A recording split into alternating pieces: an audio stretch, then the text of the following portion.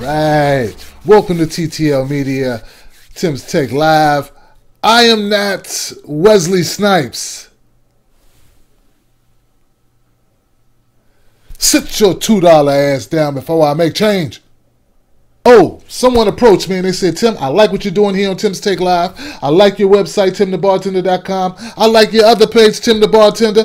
And I like you on Facebook. So look, won't you do this? Won't you offer a product that your readers, subscribers, followers, fans can get behind to support you and your cause and your show and all that good stuff? So I said, hey, what the hell?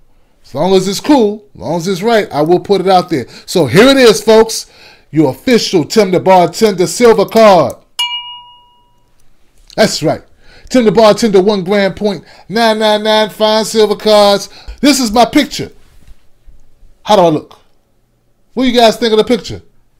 What do you think? Don't look like me, do it. You want to support my channel, you want to be down for the cause, get a card. The cards are cool, and that's real silver, baby. That's real silver. That's tradable. That's sellable. You get me? So he told me some people are out there collecting it. So give it a shot if you like it. If you like it, get it. I'd appreciate it. A way to get back to my channel. Follow the link in the link description and find out more. All right. The recent climate and political correctness has become overbearing. People are getting picked out of the woodwork for all types of things. From Paula Deen to Riley Cooper to Phil Robinson to, most notably, Donald Sterling. Well, New Hampshire is a place that's considered itself to be progressive, and they don't want to be left out of the controversy. They have a police commissioner, Commissioner Copeland, who was caught saying some words he shouldn't have said. So what Copeland did was at a diner in front of a bunch of his citizens, people that he had some authority over, he says, "Fuck that nigger Obama. I'm tired of seeing him everywhere on TV." Well, people in the shop heard him. They didn't like it. They started complaining. They complained and they took it to the media. Now it's become a shitstorm. But Copeland's unapologetic. In fact, he's doubling down. When they asked Copeland, "Hey Copeland, did you mean what you said about Obama? You know, you being a police commissioner and all. You calling him a fucking nigger doesn't sound too good." Copeland said this: "I believe I did use the N-word in reference to the current occupant of the White House.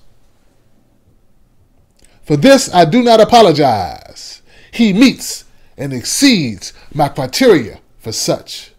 Well, you know, a lot of times I do stories like these and it just becomes, you know, a racial pitfall and people just go after each other, attacking each other. You have your occasional black person who says something stupid like, "Oh, that's not bigoted.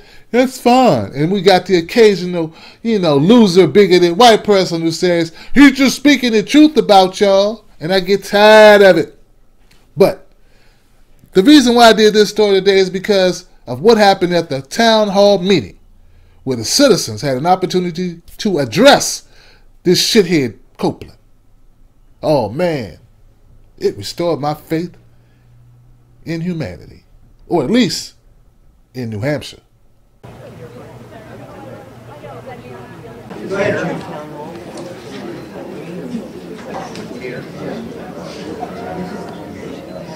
I'd like to open the meeting to the public.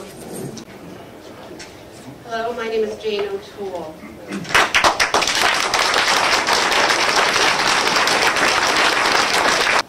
I authored the letter of complaint to the police commission and the letter to the editor of the Granite State News regarding Mr. Copeland's offensive comments in a public restaurant. I do acknowledge that it is within his First Amendment rights. Mr. Copeland has publicly acknowledged with no contrition that he made these comments, with one exception. Mr. Copeland did not say the N-word in the restaurant, N-word. Mr. Copeland did not use the term nigger in the restaurant. Mr. Copeland used the term effing nigger in the restaurant. Comments like these, especially coming from an elected public official, are not only inexcusable, but it also unfortunately, terribly unfortunately, reflects poorly on our town. I said my middle initial is G. It stands for George. I'm named after my father's cousin who died in medical experiments under Adolf Hitler. So am I sensitive to public officials using hate language? I absolutely am. I find that Commissioner Copeland's comments in public appalling for a public official. And I find his explanation of such to be beyond repugnant. My name is Michael Bloomer from 15 Old Lakeview Terrace.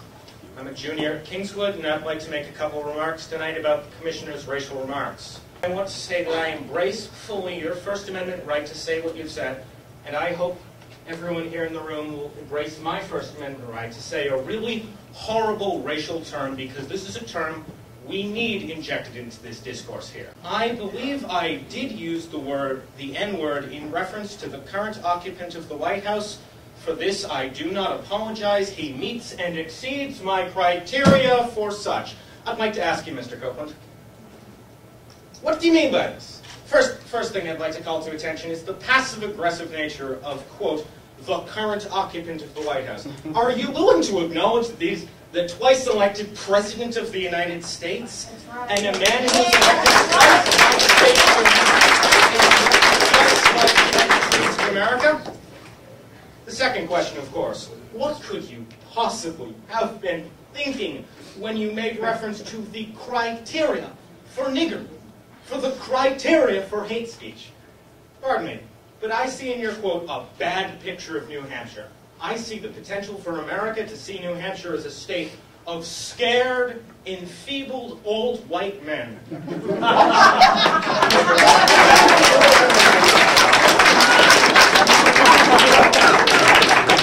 Old white men who've watched the rise to power of the most influential white black men of our generation and see an uppity Negro who fails to fall into the subservient step-and-fetch-it model that you seem to be touting here, sir. And that's not who we are. That's not who we are in New Hampshire. That's not who we are in Wolfeboro. And I'm offended to watch my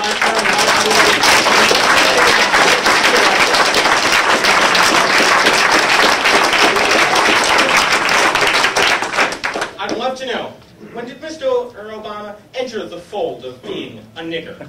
Was it when he went from white, middle-class, lower-middle-class background to attend Harvard University? Was it when he got 8 million people in this country health care insurance? Was it when he came out in support of marriage rights for everyone in this country?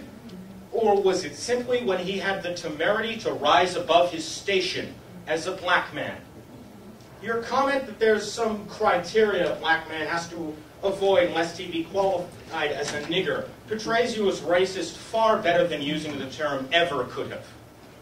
Given the attitudes that you, Mr. Copeland, have so clearly broadcasted, showing blatant disrespect toward the office of the presidency, towards our African-American countrymen, and collectively toward the members of this community that you've so ill-represented, it's time that you take a semi-respectable bow from public life and resign your post on the commission.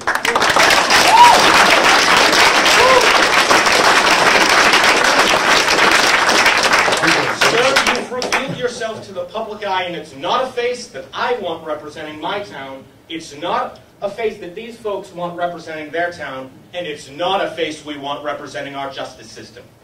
Please, Mr. Copeland, you've revealed your incapability to hold our office. Please do us a favor and come up to this microphone right now and apologize for what you've said.